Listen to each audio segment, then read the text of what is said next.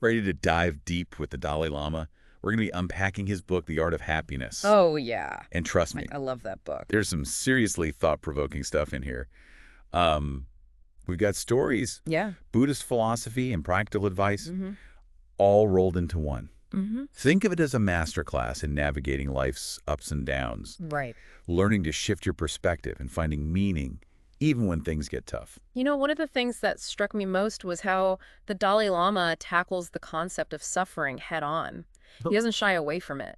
Instead, he uses it as a starting point for exploring the path to happiness. Okay, I'm intrigued. So he doesn't pretend that suffering doesn't exist. Where does he even begin with that? He starts with a story about a grieving mother named Kisa Gotami who lost her child and desperately wanted to bring him back to life. Oh, wow.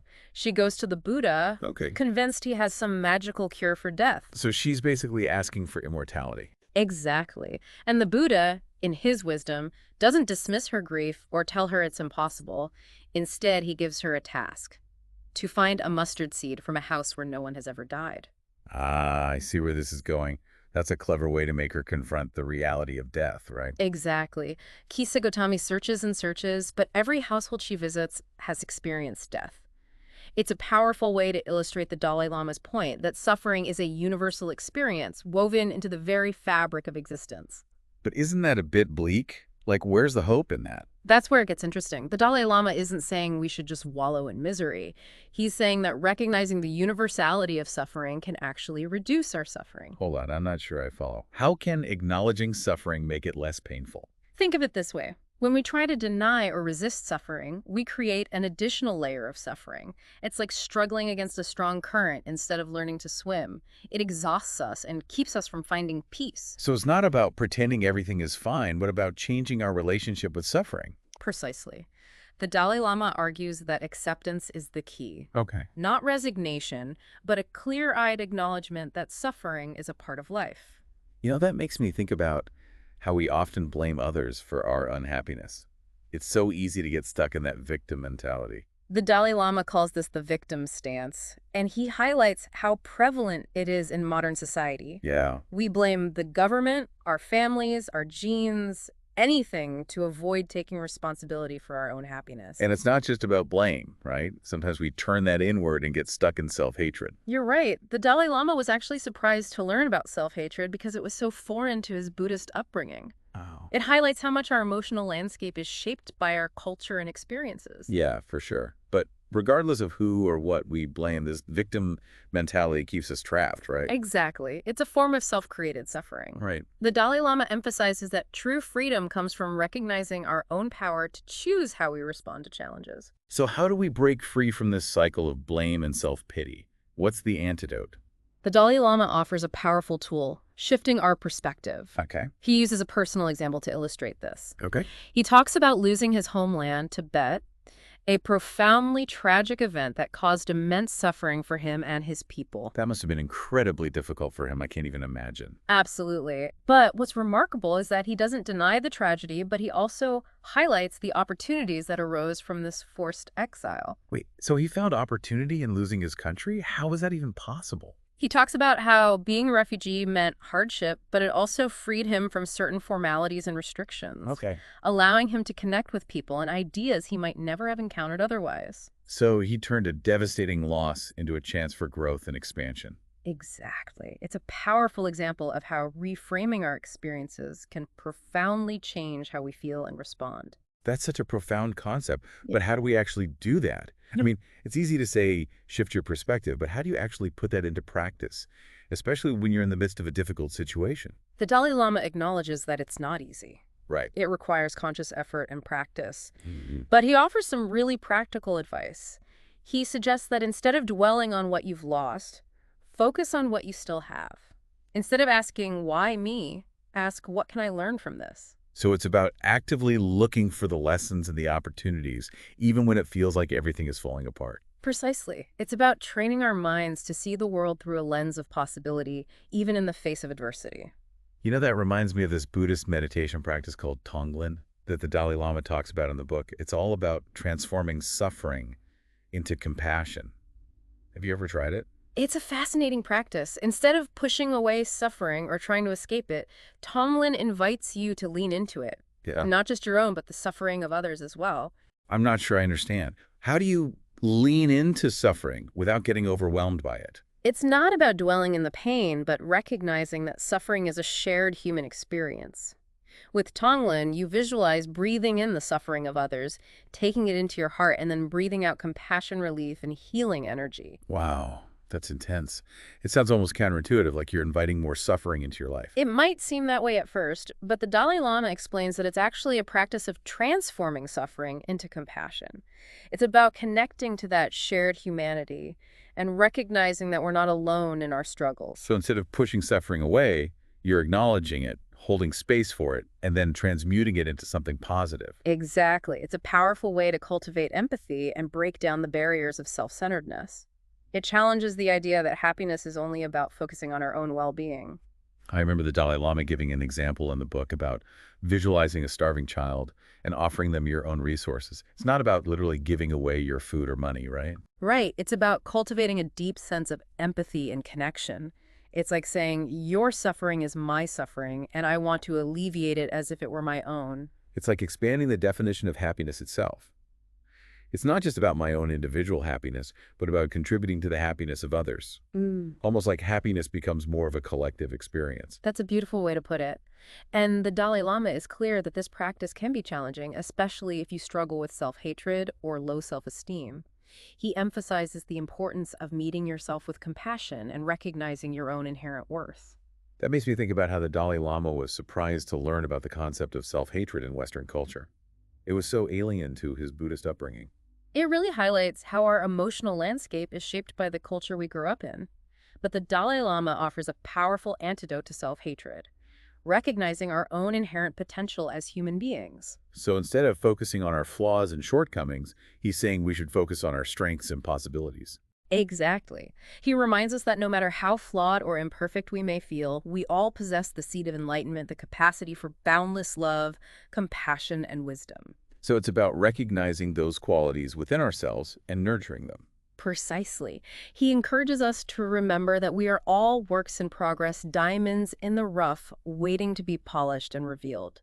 Okay, so we've been talking a lot about suffering and how to deal with it. Yeah. But what about those really intense emotions like anger and hatred? How do we navigate those? The Dalai Lama has to have something to say about that, right? He does. He uses this powerful analogy. Hatred is like an arrow that wounds us. Instead of dwelling on who shot the arrow, focus on pulling it out and healing the wound. I love that. It's so easy to get caught up in blame and resentment, but that just keeps us stuck in the pain. And the Dalai Lama is clear that suppressing anger doesn't work. Instead, we need to cultivate the antidotes: patience and tolerance. You know, I think a lot of people misunderstand patience. They think it's about being passive or letting people walk all over you. Right. But the Dalai Lama sees patience as a sign of inner strength.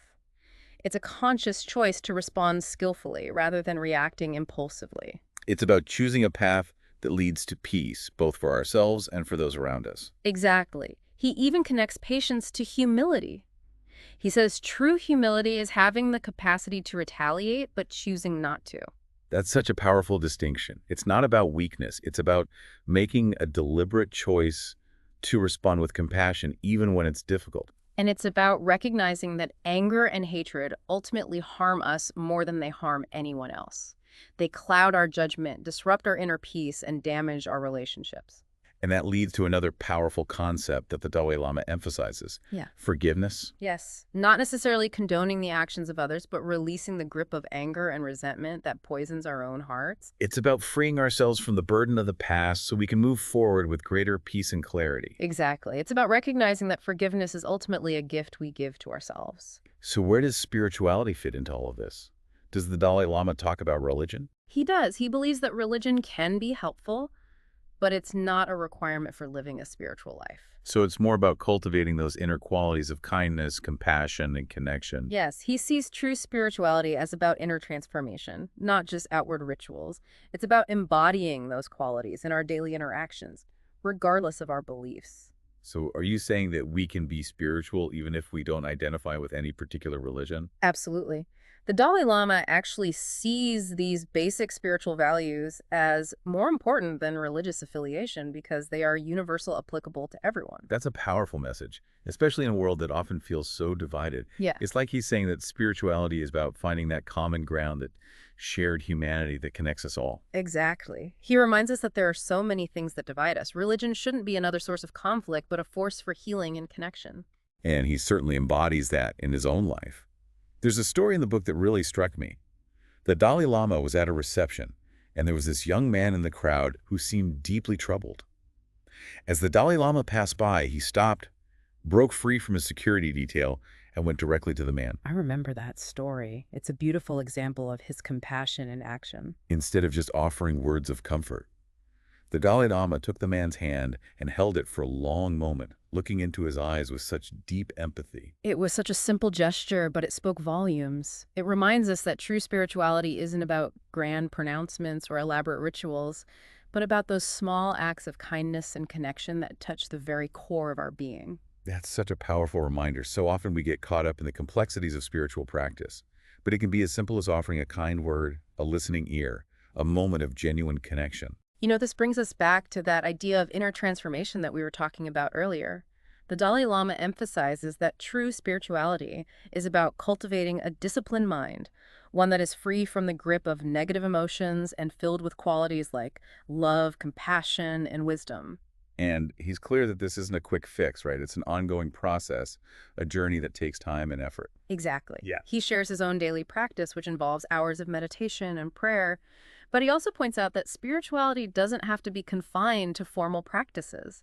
We can cultivate these qualities in every moment of our lives. Well, it's not about escaping from the world and going on a silent retreat, but about grooming those qualities of mindfulness and compassion into our everyday experiences. Exactly. It's about bringing awareness to our thoughts and actions, choosing kindness over anger, patience over impulsivity, and forgiveness over resentment. So it's about transforming our inner world so that we can radiate peace and compassion outward, creating a ripple effect that touches everyone around us. That's a beautiful way to put it. And it brings us to one of the most thought-provoking insights from the Dalai Lama. The idea that suffering can actually serve a purpose in our lives. Wait, what?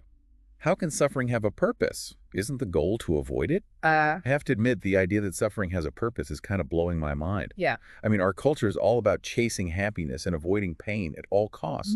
How does the Dalai Lama reconcile that with the reality of suffering? He reminds us that from a Buddhist perspective, suffering is not seen as a punishment or a mistake, but as an inevitable part of the human experience. It's like a teacher urging us to grow, to learn, and to evolve. Okay, so it's not about enjoying suffering, but about finding the lessons within it. Exactly. He explains that reflecting on suffering can increase our determination to end the causes of suffering, both for ourselves and for others. So it's not about wallowing in self-pity, but about using our experiences to fuel positive change. Precisely. It can inspire us to cultivate positive qualities and actions that lead to greater happiness and well-being. But isn't there a danger of getting stuck in a cycle of suffering, where we keep reliving the pain without actually moving forward? That's a valid concern. The Dalai Lama emphasizes the importance of finding a balance between acknowledging suffering and cultivating positive emotions. He doesn't advocate for dwelling in the darkness, but for using it as a catalyst for growth. So how do we find that balance? How do we learn from our suffering without being consumed by it? The Dalai Lama offers some practical guidance. He suggests shifting our perspective, looking for the opportunities that might be hidden within challenges. He reminds us that every cloud has a silver lining, even if it's hard to see it first. So it's about actively looking for those glimmers of hope, those moments of grace that exist even in the midst of difficult times. Exactly. And he also emphasizes the importance of cultivating patience and tolerance, recognizing that our anger and resentment only add to our suffering. He reminds us that we always have a choice in how we respond, even when things feel out of control. That makes me think about how he connects patience to humility, saying that true humility is having the capacity to retaliate, but choosing not to. That's such a powerful reminder. It's not about weakness, but about making a conscious choice to respond with compassion and understanding, even when it's difficult. And it reminds us that we're not alone in our struggles. Everyone experiences suffering in one form or another. It's a shared human experience that connects us all. Absolutely. And the Dalai Lama emphasizes the power of connection, reminding us that reaching out to others can offer support and solace. He encourages us to build a community of like-minded individuals who can support us on our journey. So we've covered a lot of ground here. We've talked about accepting suffering, shifting perspective, cultivating patience, practicing compassion, recognizing our potential, finding meaning in challenges, and connecting with others. What are some key takeaways that we can leave our listeners with? Well, I think the most important takeaway is that happiness is not a destination, but a way of traveling. It's not something we find outside of ourselves, but something we cultivate from within. And that cultivation takes effort, right? It's an ongoing practice, not a one-time achievement. Absolutely. It requires commitment, discipline, and a willingness to face our own shadows. But the Dalai Lama assures us that it's a journey worth taking, a path that leads to greater peace, meaning, and fulfillment. And even though he's a spiritual leader, his teachings are surprisingly practical and applicable to everyday life. Yes. He offers concrete tools and techniques that we can all use to navigate the ups and downs of life. It's not about becoming a Buddhist, but about embodying those universal qualities of kindness, compassion, and wisdom. So as we wrap up this deep dive into the art of happiness, we hope you found it insightful, inspiring, and perhaps even transformative. And remember, the journey continues. Keep exploring, keep learning, keep growing, and keep cultivating that inner happiness that radiates outward, touching the lives of everyone you meet. Thanks for joining us.